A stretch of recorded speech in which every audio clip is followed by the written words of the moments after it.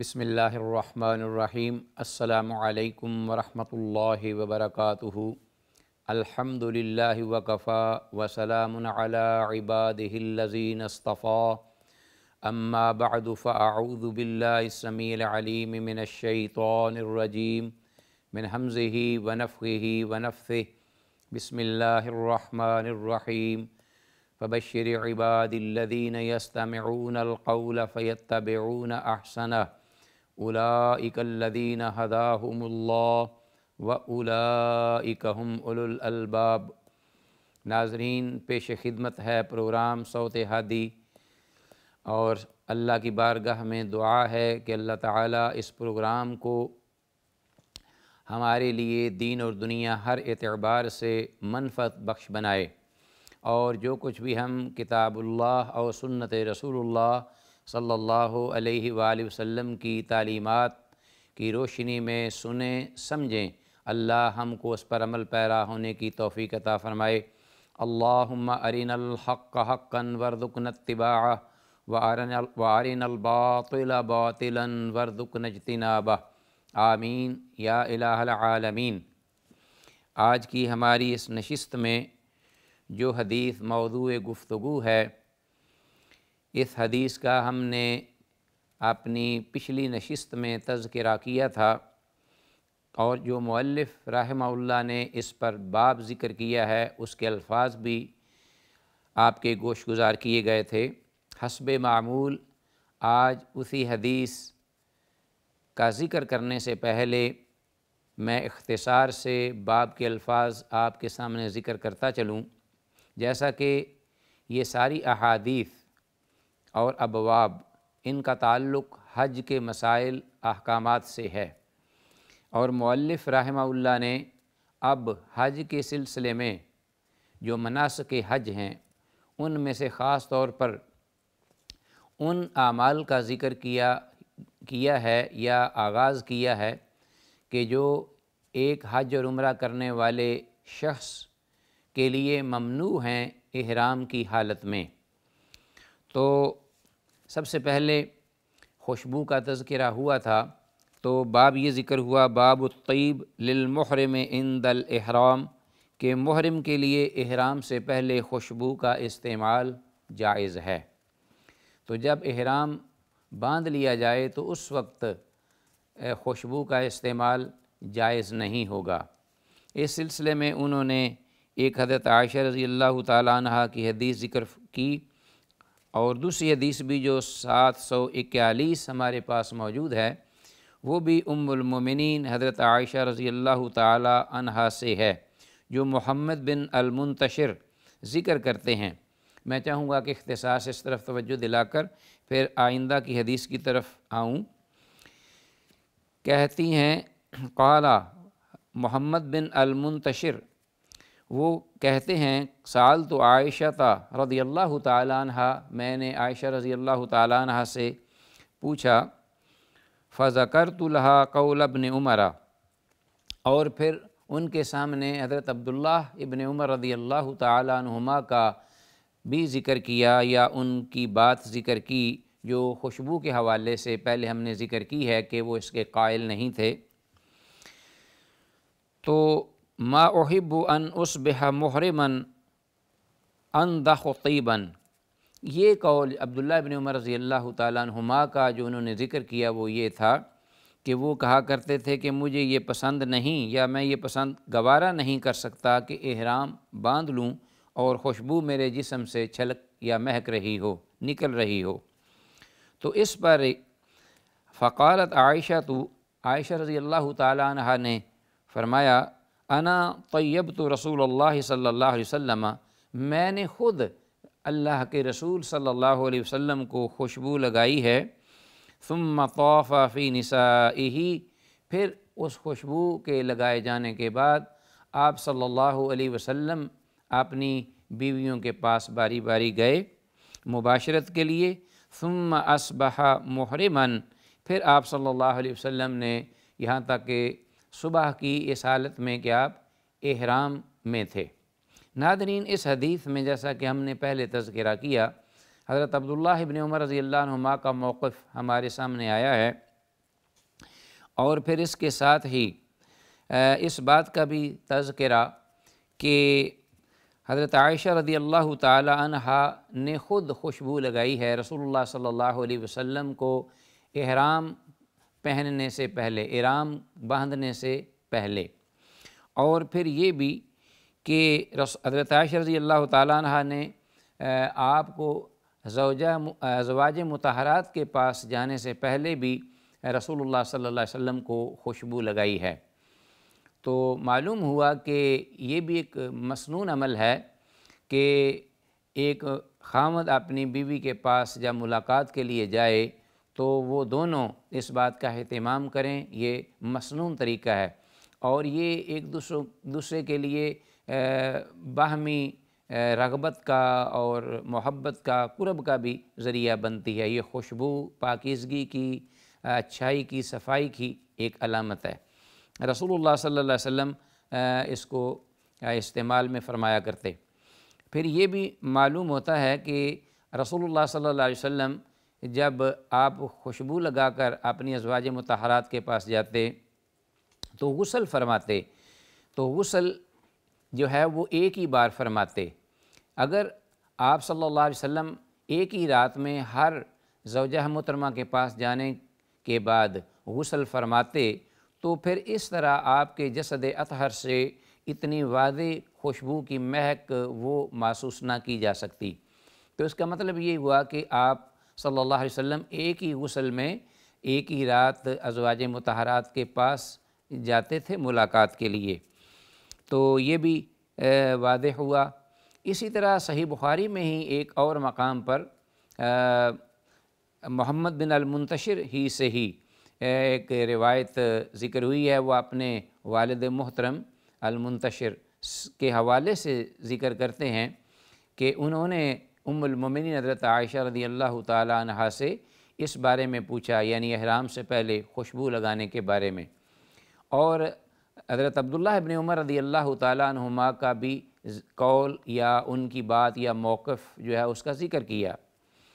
تو اس پر حضرت عائشہ رضی اللہ تعالی عنہ نے فرمایا، قالت یرحم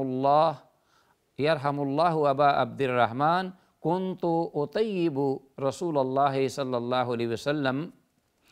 کہ اللہ رحم کرے عبداللہ ابن عمر رضی اللہ تعالی عنہما پر، میں نے از خود رسول اللہ صلی اللہ علیہ وسلم کے جسد اطہر پر خوب خوشبو لگائی، آپ نے استعمال فرمائی۔ فیطوف علی نسائہ، پھر آپ صلی اللہ علیہ وسلم نے اپنی ازواج مطہرات کے ساتھ جا کر ایک ہی رات میں ملاقات کی۔ ثم یصبح محرما ینزخ الطیبہ، پھر آپ نے جب صبح فرمائی تو اس وقت آپ کے جسد اطہر سے خوشبو بہت زیادہ چھلک رہی تھی۔ تو یہ حدیث جو ہے یہ بھی صحیح بخاری میں ہے، جس سے معلوم ہوتا ہے کہ رسول اللہ صلی اللہ علیہ وسلم نے خوشبو استعمال کی احرام سے پہلے، اور جب آپ احرام کی حالت میں تھے تو اس حالت میں بھی آپ کے جسد اطہر سے خوشبو بہت زیادہ مہک آ رہی تھی۔ تو خوشبو کا آنا بعد میں یہ منافی نہیں ہے احرام سے یا احرام کی حالت سے۔ تو اس بارے میں حضرت عبداللہ ابن عمر رضی اللہ تعالیٰ عنہما کے شاگرد حضرت امام مالک رحمہ اللہ، وہ یعنی جو حضرت نافع جو ہیں ان کے آگے شاگرد ہیں امام مالک رحمہ اللہ، تو ان کا اور امام مالک کا موقف ایک ہی ہے، جبکہ جمہور اہل علم اس بات کی اجازت دیتے ہیں، جیسا کہ حدیث میں ہے کہ خوشبو احرام سے پہلے لگانا بالکل جائز، درست اور مسنون عمل ہے۔ تو ناظرین، یہ تھا موقف حضرت عبداللہ ابن عمر رضی اللہ تعالیٰ عنہما کا، اور اس کے بعد حضرت عائشہ رضی اللہ تعالیٰ عنہ کا اس سلسلے میں۔ تو اس کے بعد ہم آتے ہیں نئے باب کی جانب، جو کہ کتاب الحج کے ہی سلسلے میں مؤلف رحمہ اللہ نے ذکر کیا ہے، اور احرام ہی سے متعلقہ وہ احکامات ہیں، ان کا سلسلہ ہے۔ میں چاہوں گا کہ پہلے باب کے الفاظ آپ کے سامنے رکھوں، باب کے الفاظ، جس سے یہ واضح ہوگا کہ آگے مؤلف رحمہ اللہ کس سلسلے میں بات کرنا چاہ رہے ہیں۔ باب تحریم الصید للمحرم، محرم کے لیے جنگلی شکار کی حرمت، یہ ان ممنوعات میں سے ایک اور مانع چیز ہے جو کہ جب انسان عمرہ یا حج کی نیت سے احرام باندھتا ہے تو اس پر جو پابندیاں عائد ہوتی ہیں اللہ کی جانب سے، ان پابندیوں میں سے من جملہ ایک یہ بھی ہے، جیسا کہ ہم نے ذکر کیا خوشبو وغیرہ کا استعمال احرام باندھنے کے بعد۔ اب دوسری ایک بات جس کا ذکر ہوا ہے وہ ہے کہ ایک محرم جب احرام کی حالت میں ہو تو وہ ایک قسم کا ایسے اعتبار سے عبادت کی حالت میں ہے، تو اس عبادت کی حالت میں اللہ نے یہ نہیں چاہا کہ وہ ایسے کام کرے جو کہ جس کا تعلق زیادہ تر انسان کی اپنی حوائج ضروریہ سے یا دنیاوی معاملات سے ہو۔ تو بہرحال یہ شکار کا عمل جو ہے یہ ایک قسم کا کھیل بھی ہے، قسم کا شغل بھی ہے،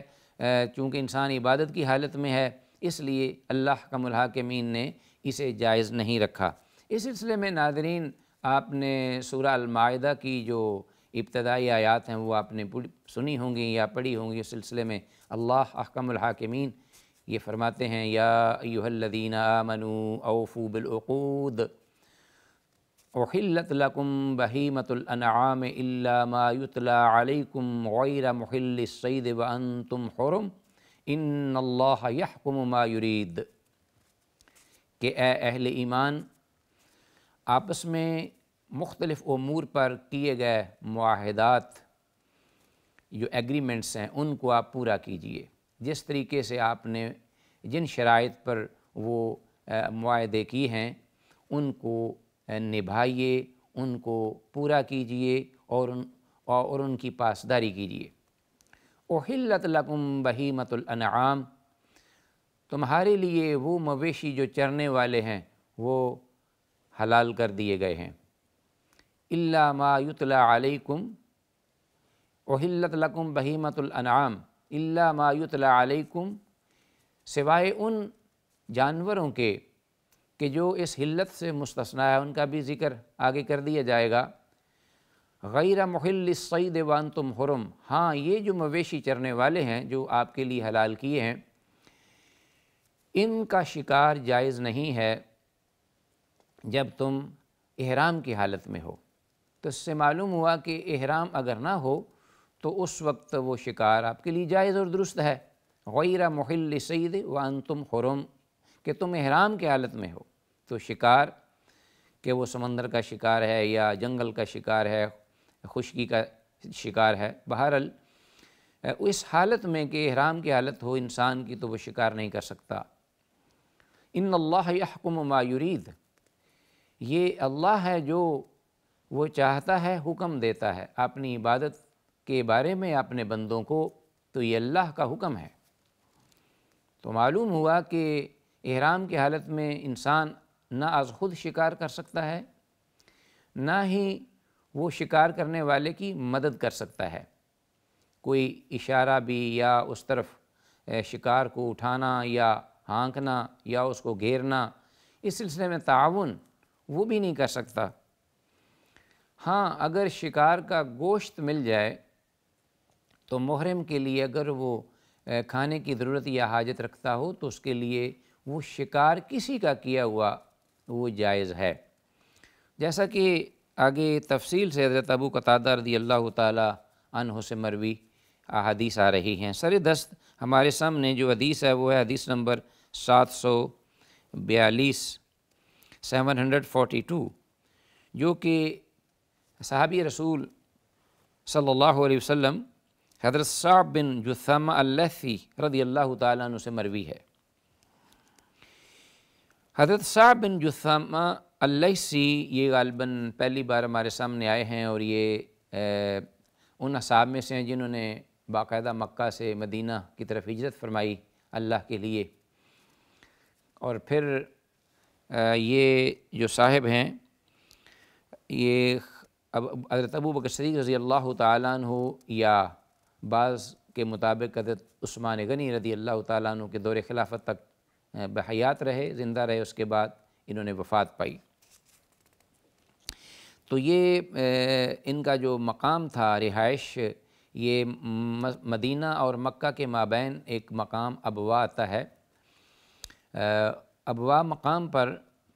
جہاں غالباً رسول اللہ صلی اللہ علیہ وسلم کی والدہ محترمہ بھی مدفون ہیں، تو اس میں ابوا کے ہی مقام میں ایک بستی ہے، اس کا نام ہے ودان۔ ودان کے یہ رہائشی تھے صحابی۔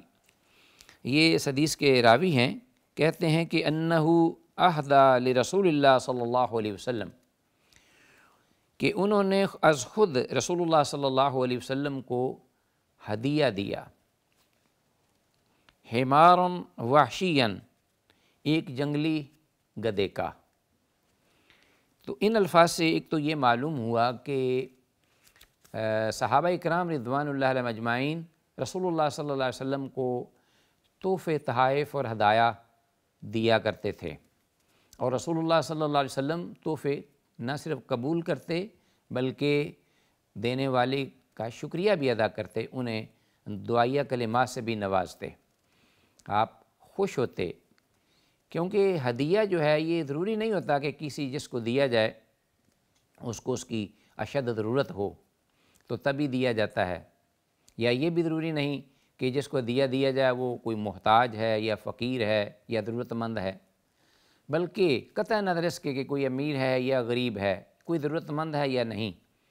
صرف آپس میں جو تعلق ہیں، تعلقات، ان کی استواری کے لیے آپس میں بہتر